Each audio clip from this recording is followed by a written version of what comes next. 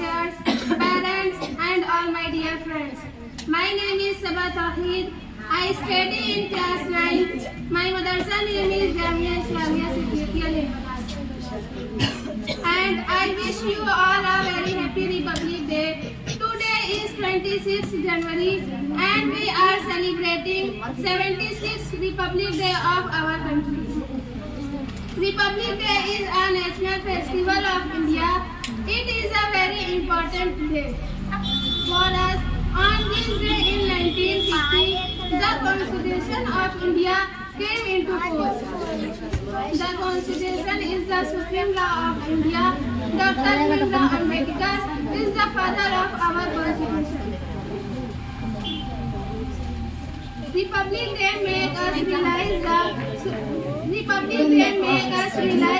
importance of democracy. It teaches us to live in love, peace and unity. So let us pledge that we will make our country the best country in the world. I am proud to be an Indian and I love my country. Thank you. Jai Hind, Jai Bharat.